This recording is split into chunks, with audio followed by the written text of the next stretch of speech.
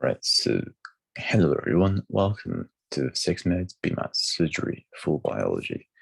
So if you have any questions, you can just ask me in the chat. You can also email us at team@6minute.co.uk. And yeah, you can also message me on WhatsApp as well. I'm in the group chats. Okay, so for those who don't know me, essentially, I've worked with Oxford before. I worked with many top schools around the country. Yeah, I also got a pretty high BMAT score, if you want to put it that way. And also, I did quite a few A-levels, as you can see here. Right. So, as you can see, I got a 9 in section 2. I did 8 A-levels.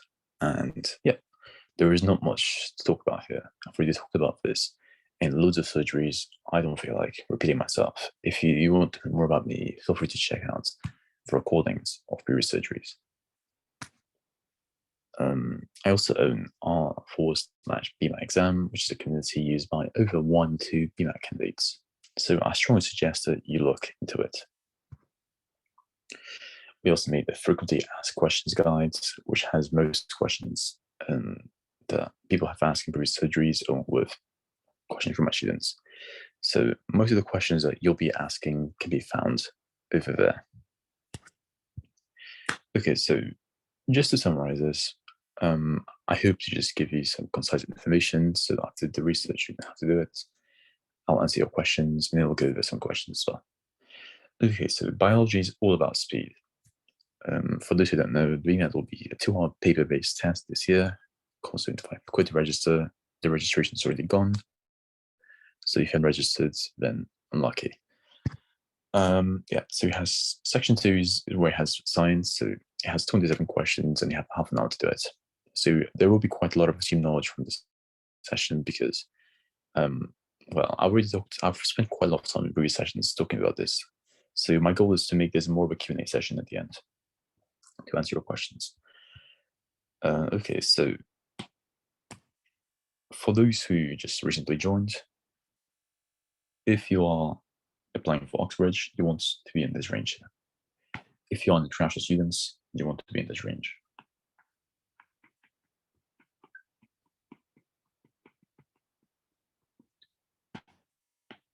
Here is home student. This is for Oxbridge or Oxford and Cambridge. Imperial University, I'll just shift it to the left. So home student will be a 6, international will be a 6.5. So, and then for other universities, you shift it again to the left. So 6.5 Oxbridge, a 5.5 or 5 to Leeds, and 6 is to international students. Yeah, so the biggest errors in preparation are panicking, bad time management, and lack of planning. So these would be the biggest errors that candidates make. Make sure you don't do them. Okay, so most of the questions in the BMAT are essentially, well, they're quite repetitive, I would say, but the most common topics are animal physiology and also variation. So these are the big 2 topics in biology. It's really important that you don't skip any topics because the BMAT is an opportunity, not a hurdle. And yeah, before I go over any questions, I want to make it a bit more speedy today. So do you guys have any questions before I go over some questions?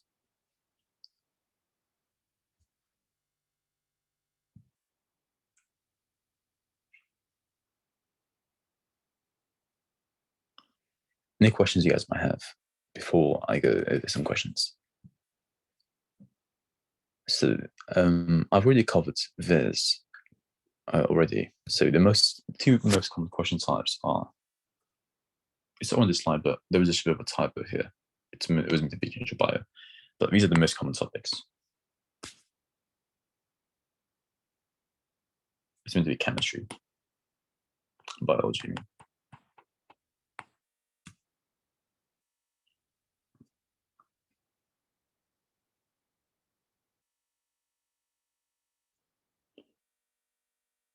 So animal physiology, inheritance, variation, and enzymes. Those are the most common topics in BMAT biology. I've done my research, so you guys don't have to. But yeah, so before I go over some questions, I'll just go over a Q&A.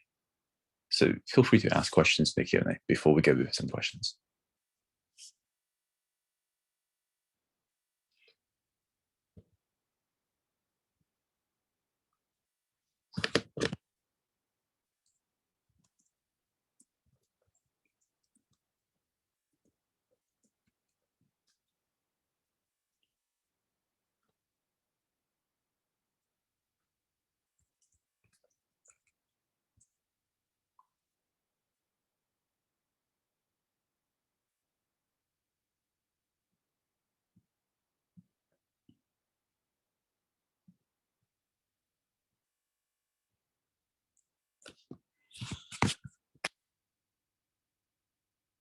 Right, so people want to know how do you prepare for biology maths questions.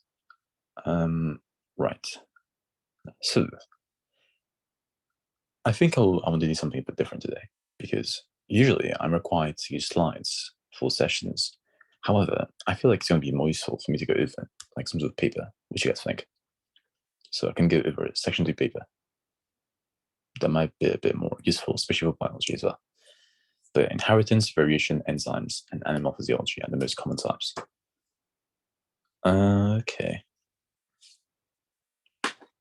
No, Oxford is not harder for state school students compared to Cambridge. It's harder in terms of application per place. It doesn't have anything to do with your schools. So Oxford essentially doubled the number of applications per place. And yes, the sessions are recorded. Yes, so someone asks if I have the most common topics for chem, maths, and physics. They are on the recordings for previous surgeries. If does Imperial allow reapplicants who were rejected pre-interview? Yes, they do. You can apply.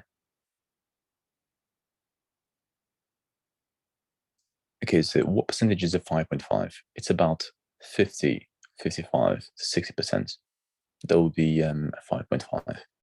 Depending on the year, some years it's going to be like 65, some years it can be 50. Depends. There's like a range depending on the year you do it.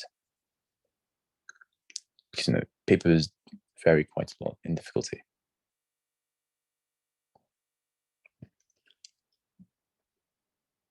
So we'll go over just the biology section. I've already covered physics, chemistry, mathematics, critical thinking, and problem solving. If you guys want more surgeries where I go over more specific examples, then you can just email sickness and they can ask me to do more. But I've been told to do one for each subject, essentially.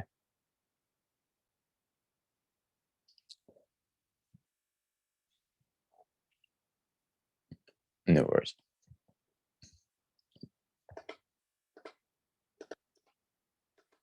So 6 for UCL and Imperial is like your average buffer, essentially. Do not use the 2021 paper until like a week before. So do it next week. Like do it after you finish everything else. That should be your final mark paper for the BMAT. And yeah, we'll go over how to prepare for biology questions as well. You can find previous recordings I'll send it on the chat.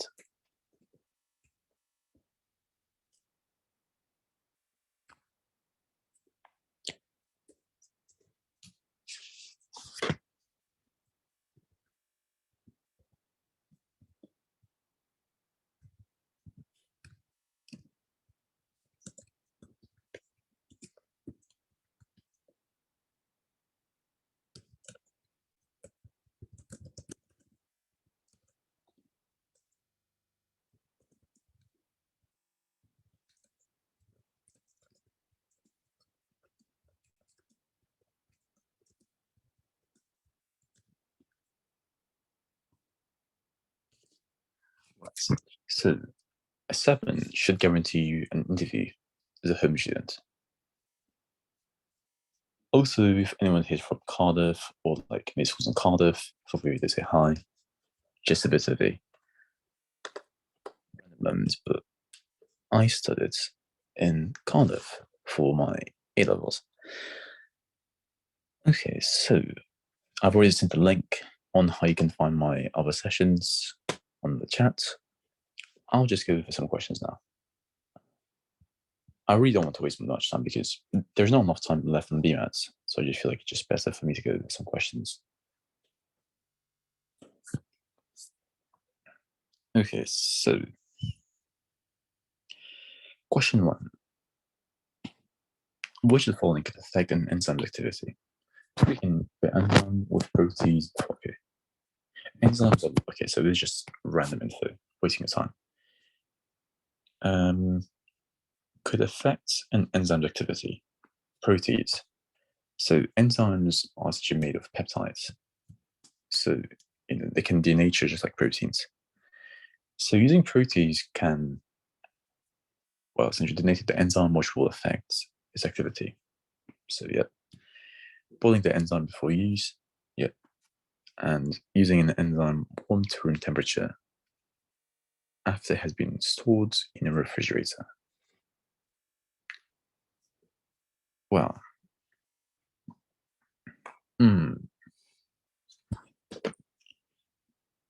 okay, so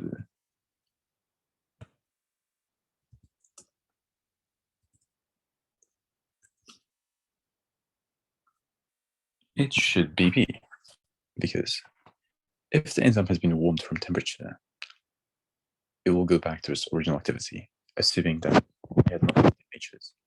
So it'll be 1 and 2. Because we don't know if the enzyme will be denatured, if it has cold resistance. We don't know how cold the refrigerator is. However, it should be fine.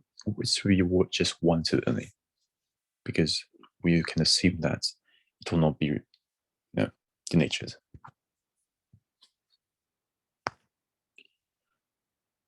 Well, no, not really, because when you warm it up to room temperature, it will go back to the same rate. So as you know, your enzymes, they will, but before they denature, so once you decrease the temperature, they will decrease the rate of reaction. If you increase the temperature, they will become more reactive, essentially. So what that means is, if you put it cold and put it back to the same initial temperature, the rate will be the exact same, in theory. Okay, we have to assume here that when you refrigerate them, they will not be denatured. Well, because the question doesn't tell us so. Yes, but that is not in the question. You can't just assume they'll form as crystals. Because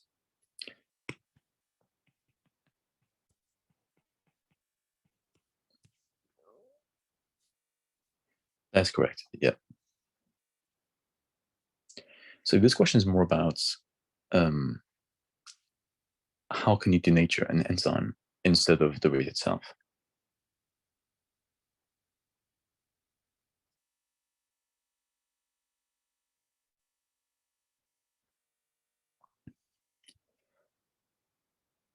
In theory, like in practice, it will actually damage them a bit, but the BMAT specification tells you that it doesn't. So you have to follow what they teach, essentially.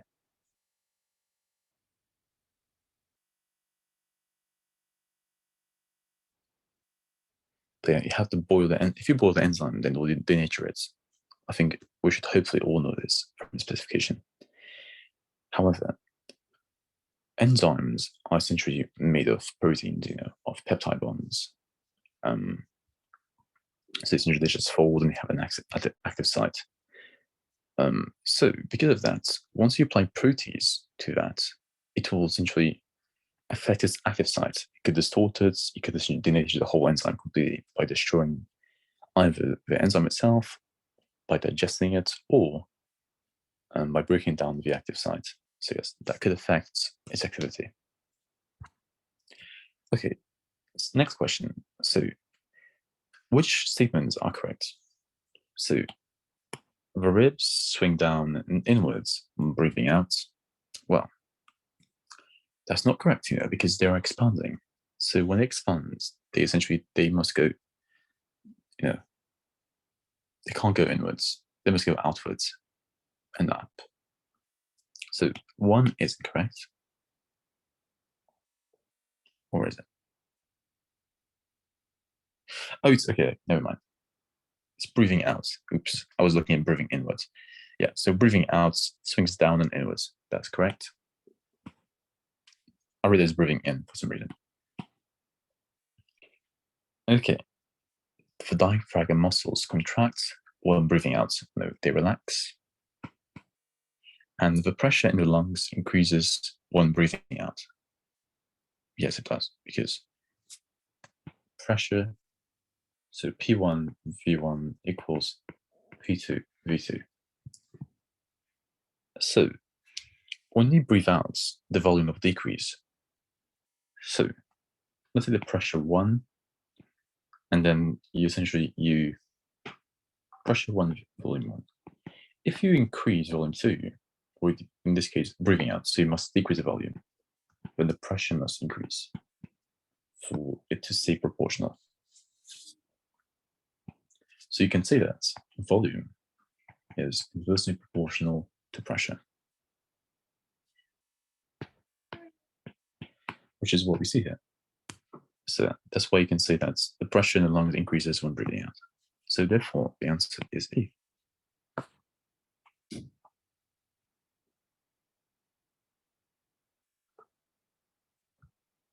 And finally, last question. Okay, so which is that correct? So signals traveling along the reflex arc pass from one neuron to the next neuron by the release of transmitter molecules. We know these as neurotransmitters. The statements below are about this process. So statement 1, the signal is transmitted across the synapse by osmosis. No, this osmosis is just for water. Knowing that neurotransmitters are not water. So 1 is incorrect. So you can get rid of A, B, and C. Now, you can just do 2 or 3, because if 2 is incorrect, then 3 must be right, therefore the answer is E. So you just have to pick one of them, and which one is right, and you just pick that as the answer option, essentially. Let's look at 3 because it's a bit shorter. So the release of transmitter molecules is triggered by the signal. That's correct. There is a signal. You might know this as an active potential. So essentially, as you might know, neurons, they have electrical potentials. You might know this as the Nernst potential. For those who are interested in neuroscience, there is some additional chemistry for you. So you calculate the Nernst potential, which is essentially the potential difference inside and outside of the neuron. So there's quite a lot of physics involved in neuroscience. Just a cool fact for you guys. So yeah, therefore, the answer is E. Okay, and what resources should we use? Okay, so you can go to my YouTube channel or to r/BMXM. You can also watch back previous 6-minute surgeries, or you can go on the social media. Nernst potential. NER.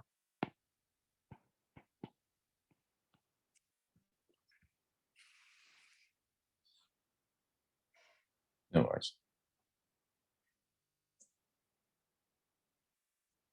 Actually, I've just realized I missed all it. There's another N there. There we go. So there will be an equation which is reduction potential equals standard potential minus RT over ZF ln Q. This is not in BMAT. This is just for those who are applying for Oxbridge. You might want to know about this for your interviews. It actually comes from Gibbs equations, the Gibbs energy, essentially. So delta G equals, do you guys remember what's the equation from the chemistry A level? This is actually a valid question, but I just thought it'd be a bit interesting to go over regardless. Do you guys remember the equation for Gibbs free energy. So delta H minus T delta S. Yes. However, you can have another one. If you guys on the Cambridge Olympiad or you have done it, you might have seen this equation. G minus NFE. And guess what? You can use this equation with another one, which you might have seen as well in further reading as well, which are essentially just, well, there's just another one. So delta G equals, you might have seen this equation before, you might have not. It really depends on, well, how much further reading you've done. So can I just ask people here, have you done the Chemistry Olympiad before? Because you might have seen this equation. Delta G 0 plus RT ln Q. And essentially, you plug in these equations here to give you NFE equals NFE 0 plus RT ln Q. And you just divide this again, everything by NF to give E equals E0 plus RT over NF times ln Q. And that should give you the nurse potential. Nurse. Remember, this is a constant. So R is a constant, F is a Faraday's constant. So you can essentially calculate a value from this. But that's just all for the reading. I really won't go over this in long depth, as not everyone's playing Oxbridge. But anyways, so yeah, so if you want to go to some courses, you can also buy some BMAT books. You can get BMAT Ninja or the 6 Meds BMAT Masterclasses. You can get more intensive but paid, so courses, tuition, and BMAT bundles. And I've been doing the BMAT for nearly 4 years now. So I have essentially reviewed pretty much most companies out there. I bought most resources from different companies, which is, guess what? That's why I have been invited to the webinar today. So if you want some unbiased reviews as well, you can go to this website and find them. Now, I'll just go over some more questions, and that's pretty much it for this webinar. So some people have asked me what my experience is. So I've worked with a couple of top schools. I also made the BMAT webinar with Oxford, essentially. So you might know this as the ACE webinar, Jesus College, Martin Pereira webinar. It's on YouTube, and I essentially go over some equations on, well, on how I essentially got my score. So I got a 9 in section 2. Section 1, I had a 6.8. Section 3, 5.8. So if you want to get an insight on how I got my score and why many top schools and students trust me, then I highly suggest that you check that webinar out as well. Okay, so how are Oxbridge interviews different to other unis? So Oxbridge unis are more, well, they're a bit more sciencey. So in most universities will have MI interviews, which are multiple minute interviews. Actually, it's a very weird thing I just realized. Why do we call them MMI interviews? That's multiple mini interviews. Anyways. But yeah, so MMIs are essentially just a couple of stations, usually 9 or 10, and you have essentially 2 minutes to answer a question. However, with Oxbridge, it's more about, you have essentially like a 20-minute interview with about 2 to 3 academics. They ask you loads of questions on science, ethics, and your personal statements as well. Well, in some colleges, at least. Okay, so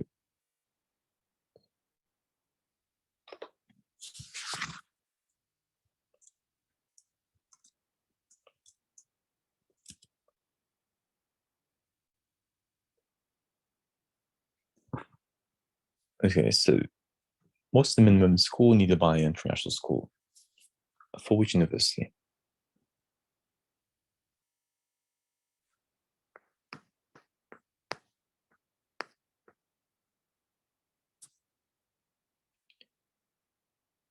So someone asks about international school scores.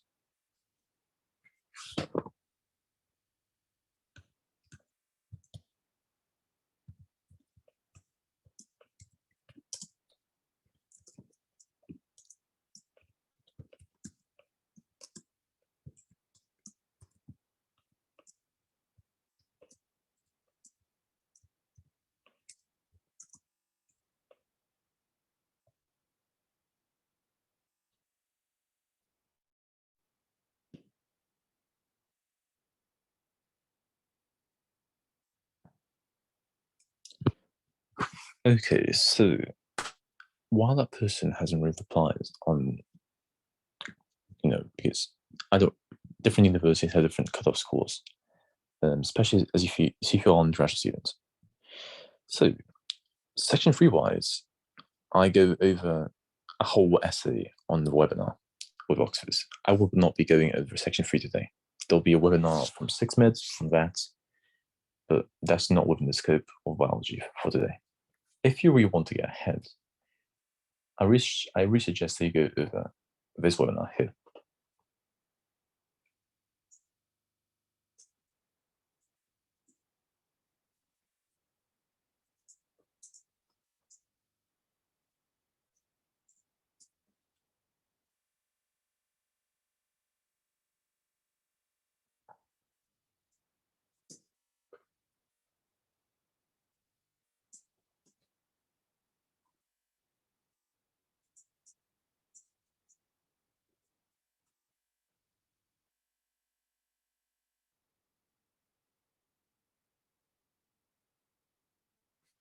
Okay,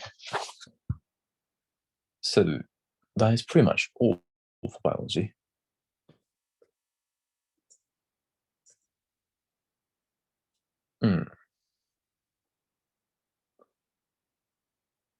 Okay, so someone just, okay.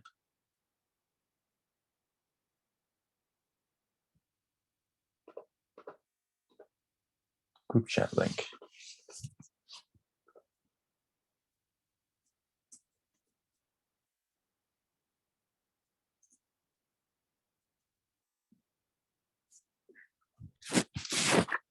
Sure, so let me just stop sharing my screen for a second and I'll just find another paper.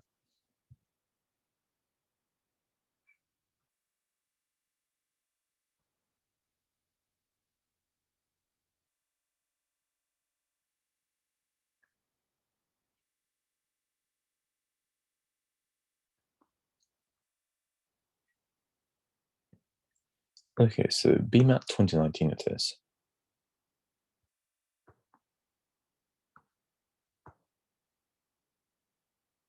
Also, fortunately, guys, I'm a bit ill, so I might sound a bit less enthusiastic. I promise I'm not.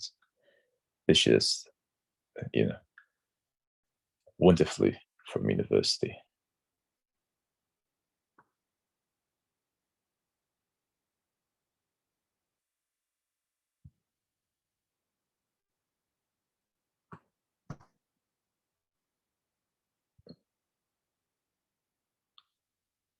Okay,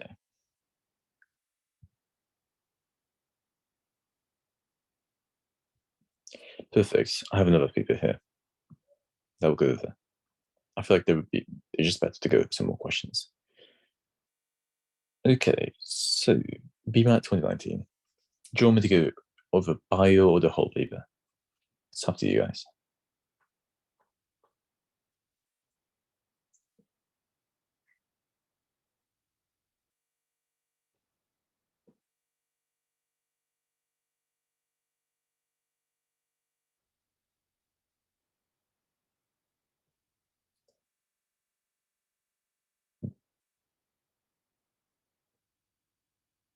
Okay, yeah, the whole paper for section 2. Okay, cool.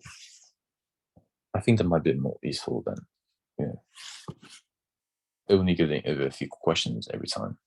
I'm not a big fan of the layout, but okay, so time to do some questions. Okay, so which correctly identifies W, X, Y, and Z. Okay, so X essentially just taking out some genetic info. Okay. Yeah, so it takes out some genetic info. So X must be a restricting enzyme because essentially they're the ones that, they extract some genes from chromosomes. So W is a gene, not a chromosome.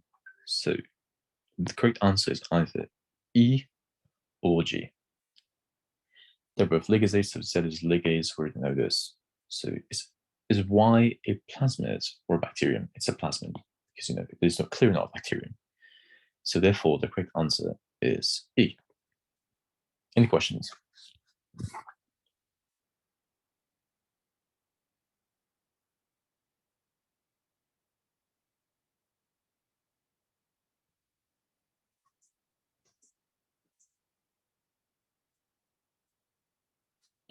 Okay, next question.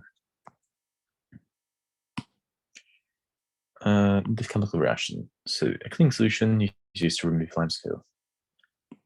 Okay, so fizzing of effervescence. So there is, okay, and then the solid limestone or limescale begins to disappear. Okay, so it's neither because you cannot remove it with just water. It's not insoluble. So it is acidic because otherwise, as you might know, CaCO3 plus, let's say an acid. So H2SO4, you form calcium sulfate plus CO2 plus H2O. So this is effervescence. So they'll be acidic. 2. The effervescence fizzing is caused by the release of hydrogen gas. No, it's carbon dioxide, CO2.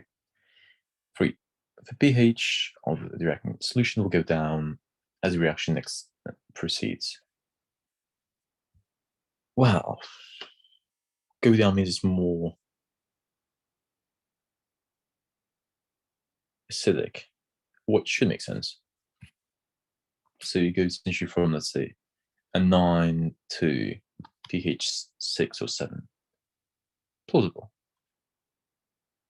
But, okay, so pH, I'll just put this maybe for a second. So for the salt produced in the reaction is more soluble than calcium carbonate. Yes, it is. Otherwise, there'd be no points in the reaction. And you can see it begins to disappear. So yeah, it's more soluble. So 4 is correct, 1 is correct. So therefore, their answer is C. So 3 is incorrect essentially because when you add, so calcium carbonate is more alkalinic, if anything. When you add an acid, it will essentially become more acidic. However,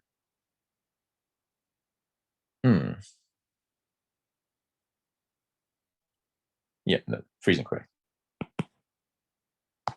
Okay. Okay, so what's the volume value of resistance? Okay, so 600, 300 plus. So it's going to be a resistance equals 300. Okay, so 300 equals MA. No, so F equals MA. So F equals 4 times 50, which is 200. So the resultant force is 200. So 600 minus 300, that is essentially the resultant force it should have been. However, it should have been 300 essentially. However, it's actually 200 newtons, which means that their resistance has caused it to lose 100 newtons of of force. So therefore, the correct answer is B.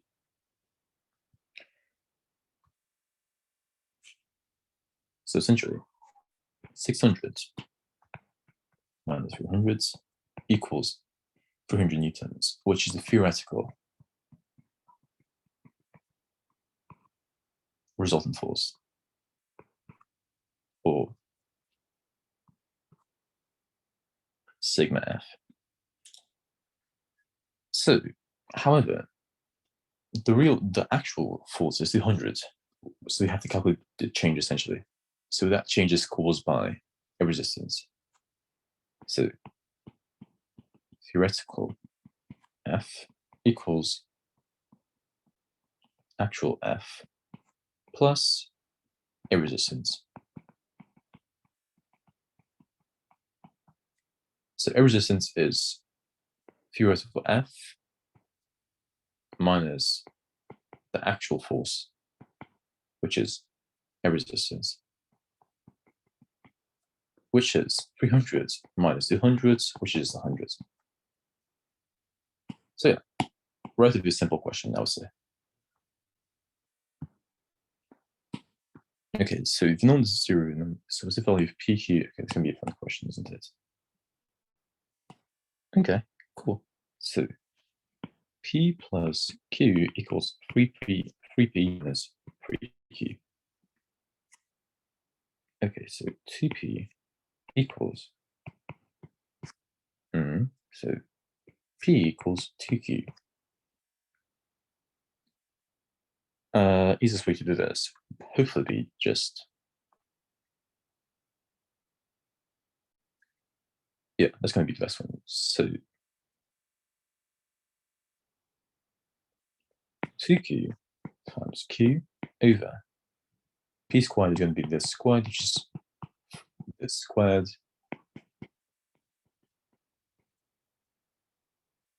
There should be a plus no times, yeah. So you get 2Q squared over 5Q squared, cancel, just 2/5, which is B. Simple enough. So which processes could labels 1, 2, and 3 represent? So shaded areas represent processes that happen without the use of energy provided by cellular respiration. Okay, so cellular processes that don't need energy from respiration. So that means that they essentially don't need ATP. So one is active transport, which needs ATP. That would be correct.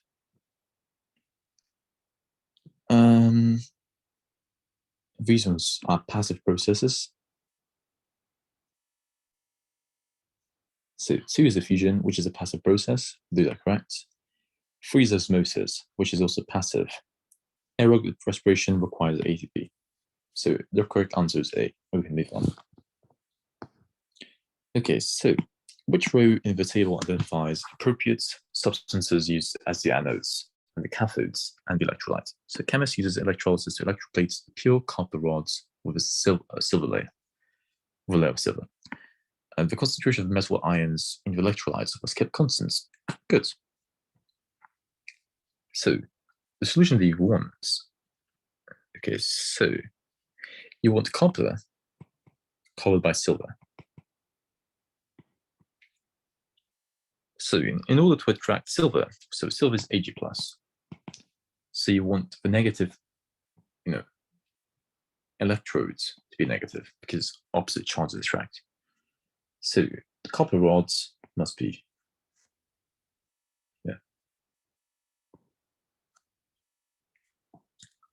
and the solution, the electrolyte, must be silver nitrate because,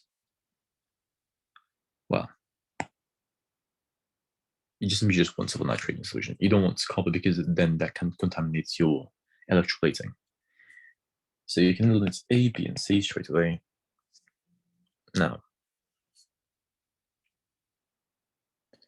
you want a copper rod, which we've talked about, so you don't want E. But now, do you want a pure silver rod or a pure graphite rod? The key here is to know that electrolyte is kept constant. So the silver is not coming from the electrolyte, it's actually coming from the anode. Therefore, you can't have F because then the concentration will not be constant. So it's D.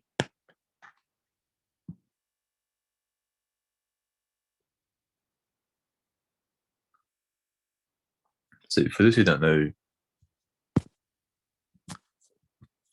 okay, so I'll give you guys a very quick crash course on electrolysis for those who don't know.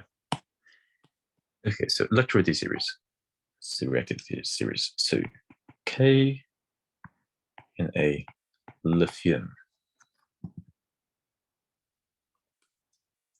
Okay, so I'm just trying to remember the periodic table. So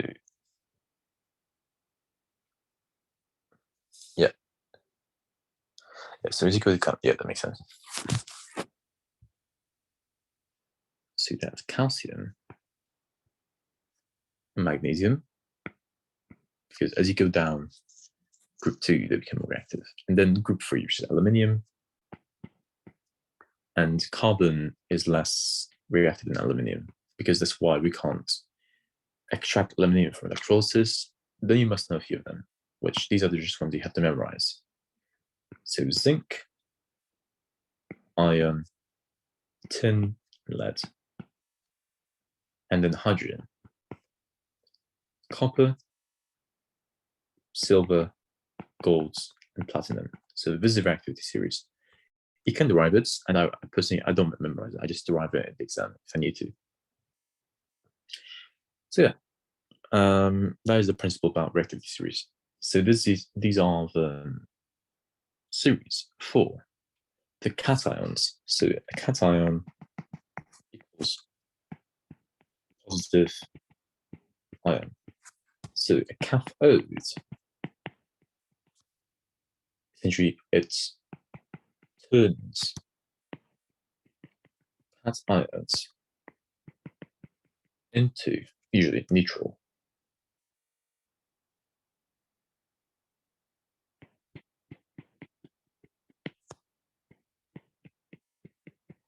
So for example, Ag plus in a cation gains an electron to form Ag. So aqueous silver with an electron becomes solid silver. So yeah, that's what's happening here. So the silver is being attracted to the cathodes. So the cation is being attracted to the cathodes. And well, no, you are not given a periodic table in the BMAT. So yeah, cations are attracted to the cathode, and ions are attracted to the anode. And yeah, then once that happens, you essentially just have silver being attracted to the cathode. So Ag plus is being attracted to the cathode. So that's how that electroplating works. This is how electroplating works, essentially. And so you form this layer of silver. So yeah, and the electrolyte solution allows ions to move between, they just allow ions to move, essentially. So you might know about cells from A-level as well.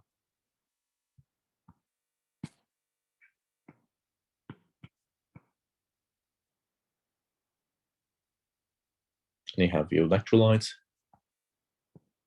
you have a salt bridge. So you might have seen this in your A-levels. So one of them can be the cathode, which is negative, and your anode, which is positive. And here would be just your salt bridge with ions. And you have electrolytes, which is kind of the same electrolyte. This will be in the fuel cell, though. The principles are the same. So yeah, essentially the silver travels from one end to the other. And you have the Ag plus and Ag plus. Here you have your copper, which is solid. Here you have silver, which is also solid. However, the silver from the solution will go to the the copper cathode, which means that once you hear the silver will replenish the silver lost in the solution, in the electrolyte. So that is a very broad and quick and simplistic view of electrolysis and electroplating. So yeah, that is pretty much it with this one here.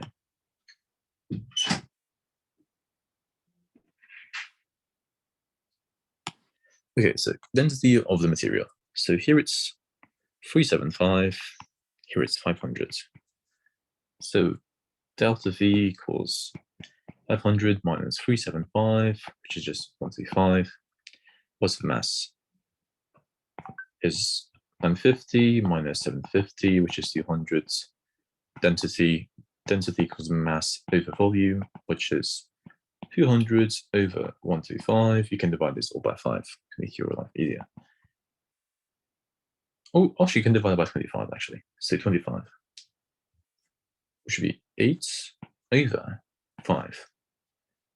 And if you know that's going to be 5 over 5 plus 3 over 5, which is 1 plus 0.6, which is 1.6 grams per centimeter, which is C. You are not allowed to use a calculator in your BMAT.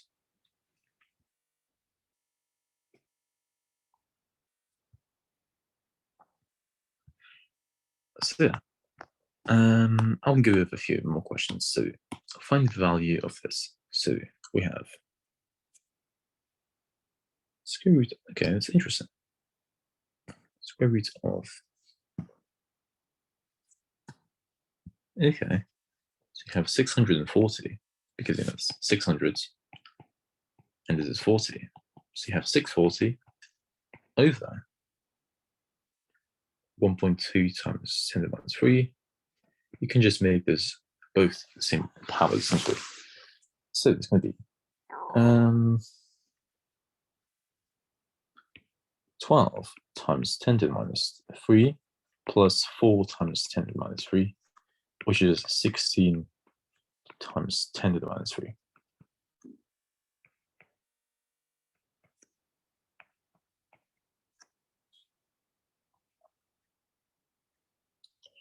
Okay, so what's going to be 64 over 16, which is 4.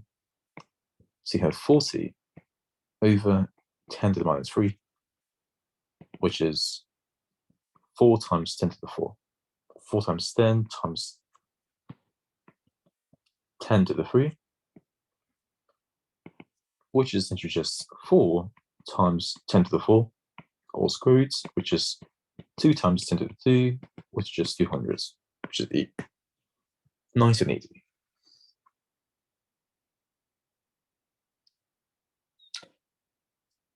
And yeah, that is pretty much it for today. Do you guys have any more questions for this session? If you have any more questions, you can just email me. You can email 6meds. You can join the WhatsApp group. So I'll post a link to the group chats in here. If you want to join, give me 1 second.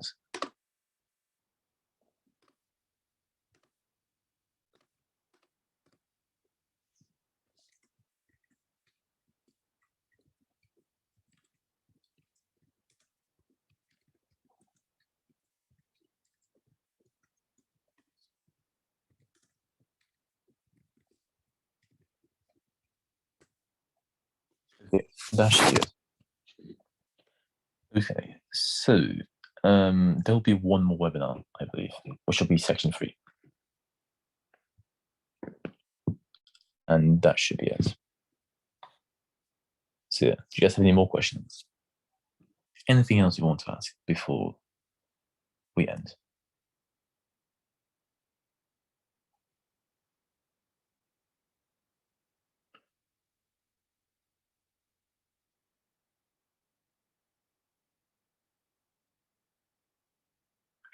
Yes, it is recorded. The BMAT will be on paper this year. Also, guys, apologies if I don't sound enthusiastic. I'm just a bit ill today. But if you want to see my enthusiastic voice, then you can always go back to previous sessions to watch chemistry, physics, maths, and section 1 as well. Yeah, so if you go on the 6 Minute website, you should find it. Also, hopefully they'll send you out an email as a reminder. Yeah, so BMAT will be on paper, yes. This year will be on paper.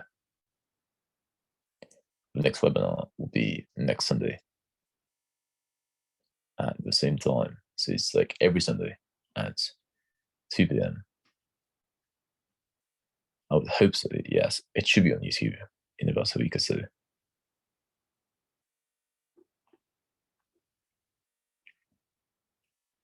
No worries.